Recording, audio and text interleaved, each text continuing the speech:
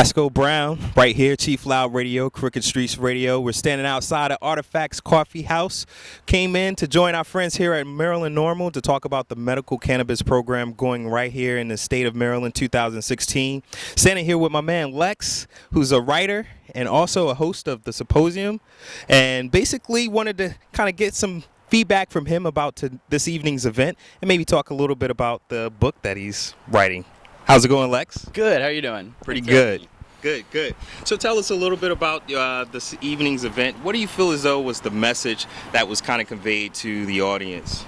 I think the message that was the most important is the strength of the Maryland medical law that's coming on. There's just so many different laws around how cannabis is going to get out to patients across the country now that more than half the states have laws, but they can be very, very different in how easy it is for a patient to actually get the medicine. And in some states, you have to, like New York, which has one of the worst in the country, you have to see the angel of death around the corner before they give you any cannabis. And even then, there's you can't even get certain types of it.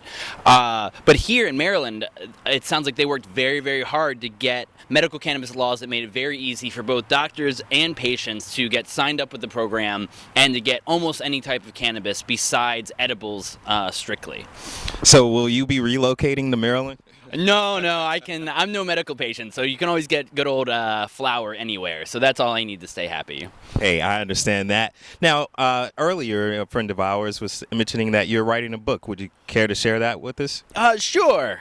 I'm working on a book about the endocannabinoid system, which is so important because we just realized that just like we have endorphins in our bodies to control pain, and we discovered that because of morphine from the opium plant, even more recently, THC allowed us to find our own endogenous cannabinoid system. We make these molecules very similar to THC, like anandamide, and it explains why cannabis is good for such an incredibly wide range of conditions.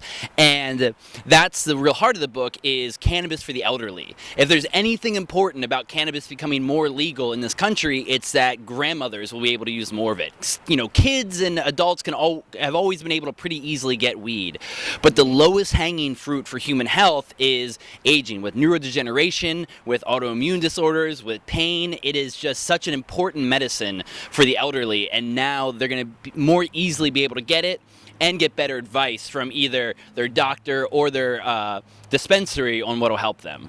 And that's a great point you bring up, because life expectancy has increased. I mean, just tremendously. So having access to certain medicines that are going to be, catered to your ailments and be able to prolong certain things as far as your health is concerned, I think that is very important. I mean, knowing that and understanding that landscape and being able to provide it, as you say, to some of the low-hanging fruit, and dealing with elderly, I think just having the education and support behind that so they have access to medical cannabis is very important. So, we appreciate you joining us this evening, Lex. Lex, ask a question for us, if you don't have to, if you don't want to, but what's your favorite strain?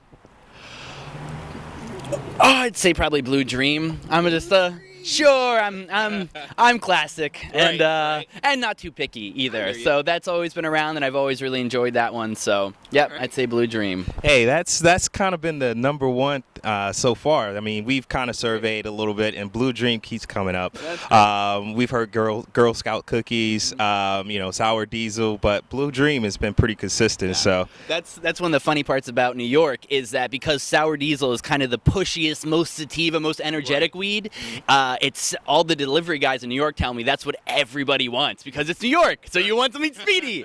And I've heard growers in California say, if you had any idea how hard it is to grow that strain, you motherfuckers wouldn't be looking for it so much.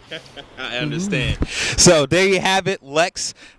Make sure you pick up the book. You heard it here first, right here on Chief Loud Radio, Crooked Streets Radio. Thanks for having us right here with Maryland Normal and Artifacts Coffee House. Lex, my man, thanks again. Hey, thank you. All right.